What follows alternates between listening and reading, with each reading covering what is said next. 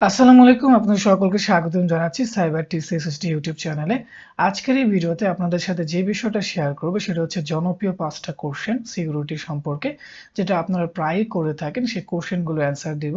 তো যে কোশ্চেনগুলো ছিল আপনাদের সেটা হচ্ছে যে ১ নাম্বার সেটা হচ্ছে CSE ব্যাকগ্রাউন্ড ছাড়া অথবা টেকনিক্যাল কোনো ব্যাকগ্রাউন্ড ছাড়া আমরা সিকিউরিটিতে জব পাবো কিনা সেই বিষয়টা নিয়ে আলোচনা করব। এরপরে যে বিষয়টা নিয়ে আলোচনা করব সেটা হচ্ছে CSE ব্যাকগ্রাউন্ড না হলে আমাকে সিকিউরিটিতে জব পেতে হলে কি, কি করতে হবে? এরপরে জনপ্রিয় একটা কোশ্চেন সেটা হচ্ছে যে ইথিক্যাল হ্যাকাররা আসলে কি, কি কাজ করতে হয়? সে বিষয়টা নিয়ে আমরা আলোচনা করব। পরে মোস্ট হট কোশ্চেন সেটা হচ্ছে ইথিক্যাল হ্যাকার হবার জন্য আমাকে প্রোগ্রামিং শিখতে হবে কিনা? অর্থাৎ কতটুকু প্রোগ্রামিং লাগবে আমাকে ইথিক্যাল হ্যাকার হওয়ার জন্য? সেই কোশ্চেনটা নিয়ে আপনাদের সাথে আলোচনা করব এবং সবার শেষে বাংলাদেশে সিকিউরিটি জব পাওয়ার জন্য অথবা বাংলাদেশে এই যে আমরা সিকিউরিটিতে জব করতে চাচ্ছি সেটা কতটুকু ফিল্ড আছে অর্থাৎ কতটুকু চাহিদা আছে সেই বিষয়গুলো নিয়ে আলোচনা করব। ওকে, তো এই কোশ্চেনগুলোর উত্তর আমি নিজে দিব না, এই কোশ্চেনগুলোর উত্তর দিবেন সাইবার সিকিউরিটি স্পেশালিস্ট রুবায়েত আকবর ভাই। উনি বর্তমানে সিঙ্গাপুরে আছেন, সিকিউরিটির উপরে জব করছেন এবং ওনার নিজস্ব একটা কোম্পানি রয়েছে। তো এই যে বইটা দেখতে পাচ্ছেন এই বইটা হচ্ছে রুবায়েত আকবর ভাইয়ের লেখা। আপনারা এখান থেকে এই বইটা কিন্তু বেস্ট সেলার একটা বই হ্যাকিং এর ক্যাটাগরিতে, আপনারা এই বইটা কিনে পড়ে নিতে পারেন। ওকে, তো এই যে কোশ্চেনগুলো ছিল একেবারে প্রথম কোশ্চেন ছিল যে সিএসসি ব্যাকগ্রাউন্ড ছাড়া জব পাবো কিনা। তো এই কোশ্চেনটার অ্যান্সার দিতে গিয়ে উনি যে কথাটা এখানে বলেছেন আপনারা 25 মিনিটে গেলে এই কোশ্চেনটা পাবেন। তো আপনারা সম্পূর্ণ লাইভটাই দেখতে পারেন, তাহলে সিকিউরিটির বিষয়ে অনেক উত্তর আপনারা পেয়ে যাবেন এবং একটা ভালো কনসেপ্ট আপনাদের চলে আসবে। তারপরে ওখান থেকে আমি ৫টা কোশ্চেন এখান থেকে নির্বাচন করেছি, এরপরে আপনাদের সাথে শেয়ার করছি। তো প্রথম কোশ্চেনটার অ্যান্সার আপনারা এখানে পেয়ে যাবেন।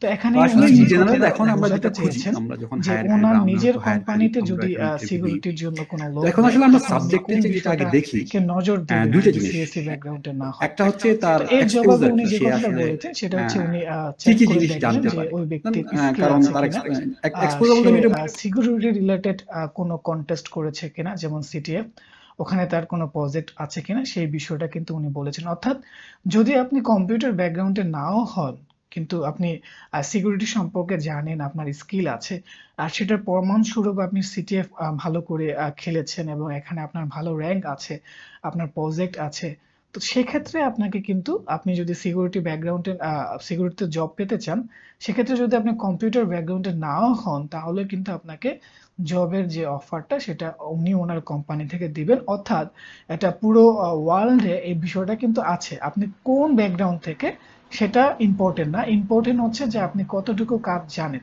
অর্থাৎ আপনি যদি কাজ জানেন তাহলে আপনি খুব সহজেই সিকিউরিটিতে জব করতে পারবেন।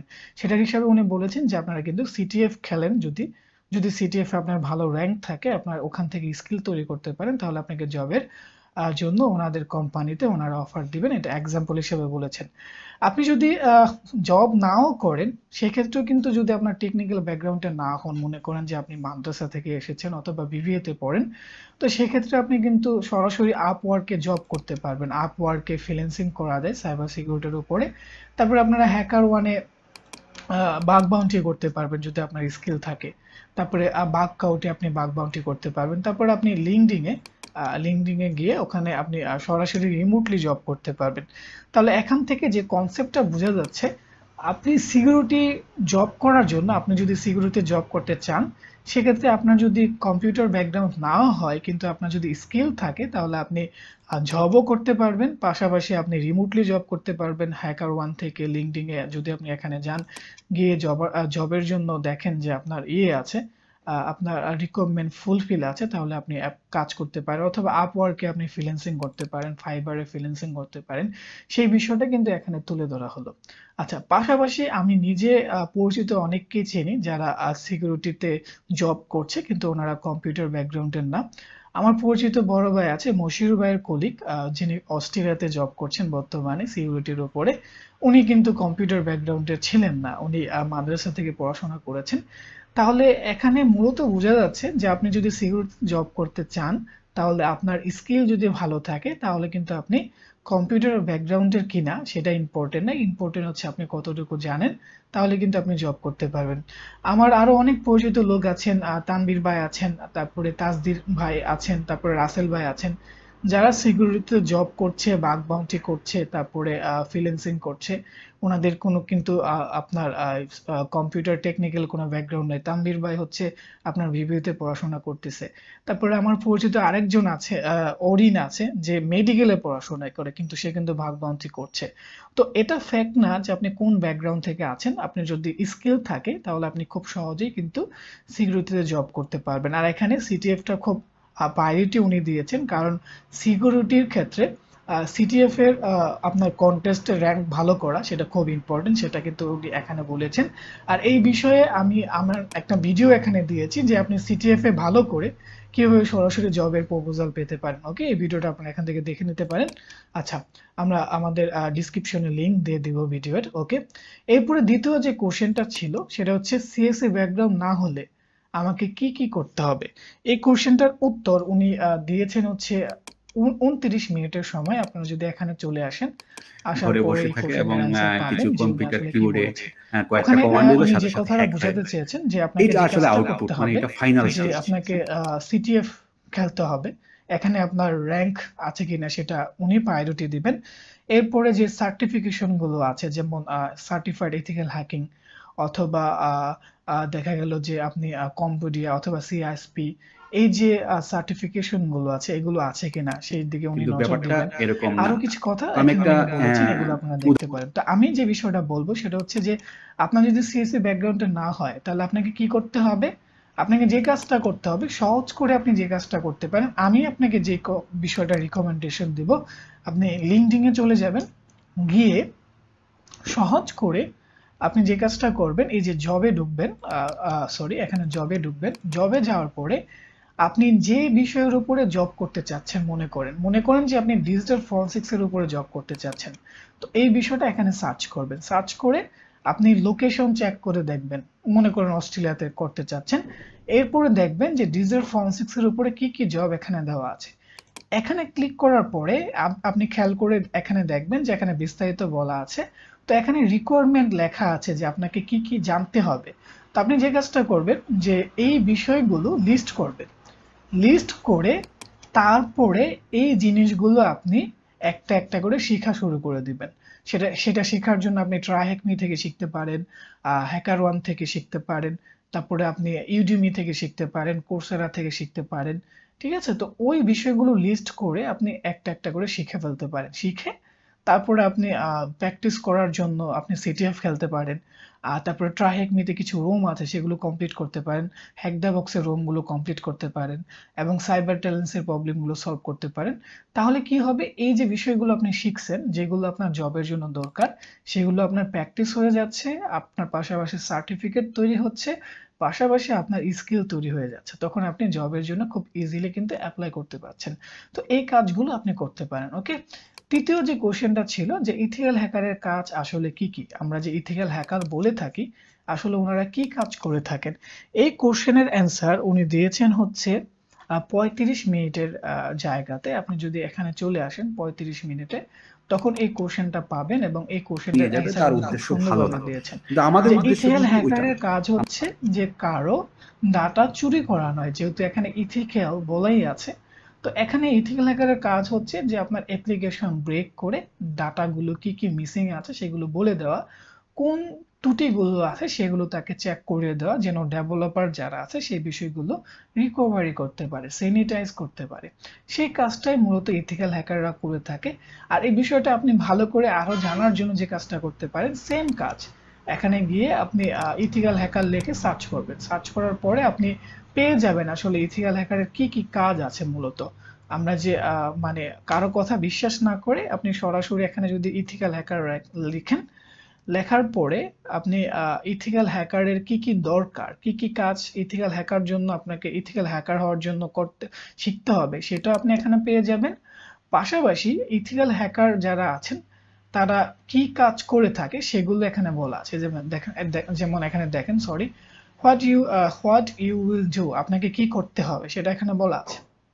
তারপর আপনাকে কি শিখতে হবে, অর্থাৎ আপনার কি শিখা লাগবে আগে থেকে, মানে কি জিনিস আপনাকে আগে জানতে হবে সেগুলো এখানে বলা আছে। তাহলে আপনি এগুলো লিস্ট করে এগুলো শিখে ফেলতে পারেন এবং এখান থেকে কিন্তু আইডিয়া নিয়ে নিতে পারেন। এখানে মেলবোর্নে জব আছে, তারপরে আপনার অন্য অনেক জায়গায় জব আছে, আপনি লোকেশন চেক করে করে ট্রাই করতে পারেন। ওকে, এরপরে মোস্ট ইম্পর্টেন্ট একটা কোশ্চেন যেটাকে হট কোশ্চেন বলে থাকি, সেটা হচ্ছে ইথিক্যাল হ্যাকার হওয়ার জন্য আপনাকে প্রোগ্রামিং শিখতে হবে কিনা, অর্থাৎ প্রোগ্রামিং না শিখে আপনি ইথিক্যাল হ্যাকার হতে পারবেন কিনা। তো এই কোশ্চেনটার অ্যান্সার খুব সুন্দরভাবে রুবাইদ ভাই দিয়েছেন। আর এই কোশ্চেনটার অ্যান্সার আপনারা পাবেন হচ্ছে আপনারা কোথায় পাবেন, কয় মিনিটে পাবেন এই কোশ্চেনের অ্যান্সার পাবেন আপনারা হচ্ছে 57 মিনিটে গিয়ে এই কোশ্চেনটার অ্যান্সার আপনারা পাবেন যদি আপনারা এখানে চলে আসেন। তো এখানে 57 মিনিটে যদি চলে আসেন আবার ইনভেস্টিগেট করতে দেখতাম এখানে এই যে কোশ্চেনটা ওই রিলেটেড জব ওনাকে পোস্ট করা কত, হয়েছিল টোটাল যদি আইটি জব পোস্ট হয় আগে 10,000 প্রোগ্রামিং শিখতে আর হবে আমার কিনা যদি অথবা সিকিউরিটির কতটুকু জব প্রোগ্রামিং পোস্ট হয় লাগবে। 5টা, তো খুব সুন্দর তাহলে একটা আমি উত্তর বুঝবো উনি যে দিয়েছেন, আসলে বাংলা যেটা সংক্ষেপ হচ্ছে উনি বলেছেন যে আপনার বিগিনার লেভেলে একেবারে প্রথমে যখন আপনি শুরু করবেন তখন আপনার প্রোগ্রামিং জানতেই হবে এমন না, তবে আপনি যদি আরো ডিপ লেভেলে যেতে চান, আপনি যত ভালো হ্যাকার হতে চান সেক্ষেত্রে আপনাকে প্রোগ্রামিং শিখতে হবে, নিজের স্ক্রিপ্ট লিখতে হবে, নিজের টুলস তৈরি করতে হবে যখন আপনি বড় লেভেলের হ্যাকার হতে চান। আর যদি আপনি বিগিনার লেভেলে থাকতে চান অথবা বিগিনার লেভেল শুরু করছেন, তখন আপনাকে প্রোগ্রামিং না জানলেও হচ্ছে, আপনি অন্যের টুলস ব্যবহার করে যেমন কালি লিনাক্সে ব্যবহার করে অপারেটিং সিস্টেম ব্যবহার করে আপনি হ্যাকিং এর কাজগুলো করতে পারবেন। কিন্তু আপনি যত লেভেলে যাবেন, যত উপরে যেতে চাবেন, আপনার যত নাম আপনি করতে চাচ্ছেন, আপনার কেরিয়ার যত উপরে নিতে চাচ্ছেন, সেক্ষেত্রে আপনাকে প্রোগ্রামিংটা শিখতে হবে। যেমন ওখানে উদাহরণ হিসেবে উনি বলেছেন পাইথনের কথা, যেন আপনি এই পাইথনের স্কিম দিয়ে বিভিন্ন টুলস বানাতে পারেন এবং আপনি ভিকটিমের অ্যাপ্লিকেশনকে নিজের কন্ট্রোলে নিতে পারেন, এক্সপ্লয়েট করতে পারেন, সেই কথাই কিন্তু উনি বলেছেন। এর সাথে আমিও একমত, আপনি যদি বিগিনার লেভেলে থাকেন অ্যাটলিস্ট আপনাকে কোডগুলো রিড করে বুঝতে হবে যে আপনি অ্যাপ্লিকেশনগুলো কি সমস্যা আছে, কোন জায়গায় উইকনেস আছে, সেটা যদি আপনি পড়ে বুঝতে পারেন তাহলে আপনি কাজ শুরু করে দিতে পারবেন। কিন্তু আপনি আরো হাই লেভেলে যাওয়ার জন্য আপনাকে স্কিপগুলো শিখতে হবে। ওকে, এরপরে লাস্ট যে কোশ্চেনটা ছিল সেটা হচ্ছে বাংলাদেশে সিকিউরিটির কোনো কেমন জব ফিল্ড আছে, অর্থাৎ বাংলাদেশের সিকিউরিটির জবের জন্য কতটুকু ডিমান্ড আছে। তো এটা খুব সুন্দর একটা কোশ্চেন, কারণ হচ্ছে আপনি যে শিখছেন ইথিক্যাল হ্যাকিং অথবা সিকিউরিটি, আসলে এর মাধ্যমে আপনি আপনার কেরিয়ারের মানে গড়তে পারবেন কিনা, আপনি আপনার ফ্যামিলি চালাতে পারবেন কিনা। তো সেই বিষয়টা উনি খুব সুন্দরভাবে এখানে অ্যান্সার দিয়েছেন এবং সেটার কোশ্চেনের যে কোশ্চেনটা ছিল সেটা হচ্ছে মেবি,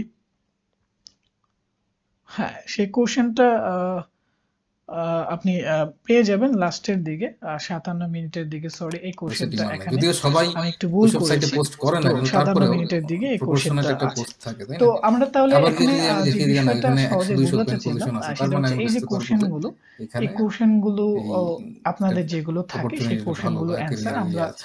ঠিক আছে, রুবাইদ আপনার ভাইয়ের কি আর মাধ্যমে কোনো দিলাম। পরামর্শ এখানে আছে আমি কিনা? আমার নিজস্ব কিছু আচ্ছা, এখানে মতামত তোমার পয়েন্টে আপনাদের রাইট, সাথে শেয়ার এইভাবেই করলাম। আমরা তো আমি আপনাদেরকে বলবো যে এই ভিডিওটা এইভাবে টাইম না দেখে সম্পূর্ণ ভিডিওটা আপনারা দেখে ফেলবেন। এখানে খুব সুন্দর সুন্দর কিছু কোশ্চেন করা হয়েছে, তামিম ভাই করেছেন এবং সেই কোশ্চেনগুলোর উত্তর উনি দিয়েছেন।